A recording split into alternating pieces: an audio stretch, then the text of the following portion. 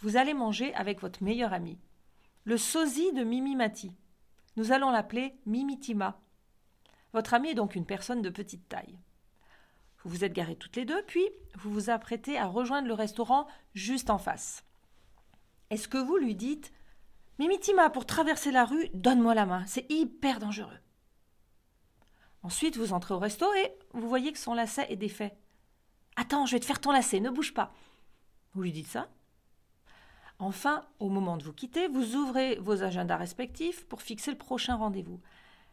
Est-ce que vous lui dites « Donc, nous nous revoyons dans 14 dodo, ok ?» Bienvenue sur Montessor Kids, ma chaîne de partage d'outils éducatifs positifs.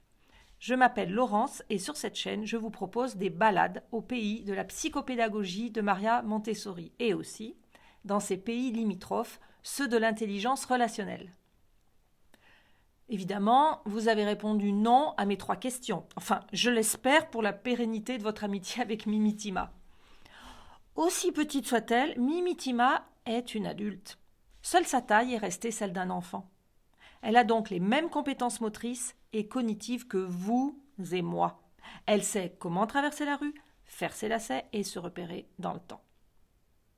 Un enfant, lui, n'a pas encore la même notion du danger qu'un adulte. Pour lui, faire ses lacets est une compétence qui requiert une belle coordination des 2 mains, donc un sacré entraînement. Et d'ailleurs, je vois une parenthèse, en Montessori, il y a le cadre des lacets pour cela. Enfin, ces repères dans le temps se construisent sur plusieurs années. Pourquoi ? Le cerveau de l'enfant met une 30aine d'années pour accomplir son développement, si tout va bien, c'est-à-dire s'il n'est pas victime de violences physiques et verbales. C'est bien expliqué dans les livres lumineux du docteur Catherine Guéguin. Je vous en avais déjà parlé dans de précédents balados. J'ai notamment beaucoup apprécié Pour une enfance heureuse et Heureux d'apprendre à l'école. Et il y en a un 3e aussi qui est sorti, là je ne l'ai pas en tête, mais allez-y, si ça vous passionne, vous vous régalerez. Et c'est là précisément, nous, que nous devons, Big Fit, être vigilants, car nous sommes dans le domaine de l'invisible. Lorsque le kid que nous éduquons pète les plombs, c'est tellement inconfortable et déstabilisant pour notre self-control que nos attentes sont vite disproportionnées. Arrivent les « toujours », les « jamais », les « immédiatement », des paroles que souvent nous regrettons bien vite. Or, retour sur le visible, même en colère, nous ne demandons pas à un très jeune enfant de prendre le volant, ni de se préparer seul son repas. Sur le plan de la sécurité et des capacités physiques visibles, nos attentes restent à hauteur d'enfant. Autrement dit, lorsque nous exigeons des compétences qu'ils n'ont pas encore développées, nous sommes très souvent dans le domaine émotionnel et social, siège notamment du cortex préfrontal. Ces aires du cerveau ne sont pas visibles comme le 1,30 m d'un enfant ou la taille de ses mains. Mais tadam, Papa Noël et Maman Noël sont là pour nous aider à rester le mieux possible à hauteur d'enfant. Maman Tina et Papa Daniel, ça vous parle ? C'est Tina Payne Bryson et Daniel Siegel qui nous font cadeau d'une métaphore salvatrice, puisqu'ils comparent le cerveau des enfants à une maison en construction. Le premier étage n'est pas achevé, ni le toit, ce qui correspond au cortex préfrontal. Ce cortex participe notamment à la régulation des émotions, à la prise de recul et à l'anticipation. Et donc ces aires de notre cerveau se développent jusqu'à peu près l'âge de 30 ans.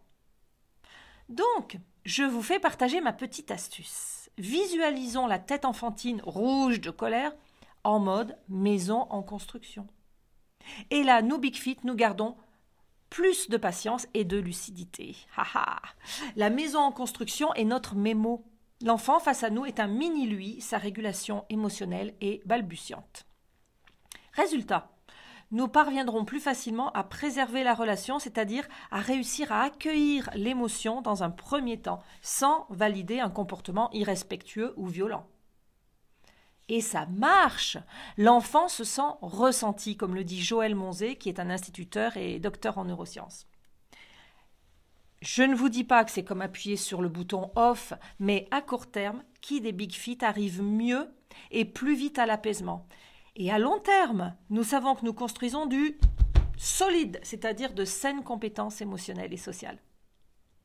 Alors perso, je vous parle sur un plan pro, et en plus, c'est complètement universel. Ça a été validé par des dizaines de milliers de familles, c'est la force de tous les auteurs dont je vous parle. Ils nous font partager des savoir-faire applicables au niveau professionnel et au niveau familial. Ces techniques pour aider les enfants à grandir émotionnellement et socialement sont adaptées au développement des enfants. Et si vous me suivez, vous en percevez la complémentarité avec Maria Montessori puisque elle a élaboré son œuvre éducative à partir des besoins de développement des kids. Et oui, encore et toujours à hauteur de chaque enfant. Un mini-lui à la fois vulnérable et doté d'un potentiel incroyable. À vous d'expérimenter si vous le souhaitez. N'hésitez pas à nous faire partager vos expériences et continuons ensemble, tous imparfaits et joliment perfectibles. Je vous remercie de prendre le temps de m'écouter et je vous dis à lundi prochain pour de nouvelles aventures éducatives.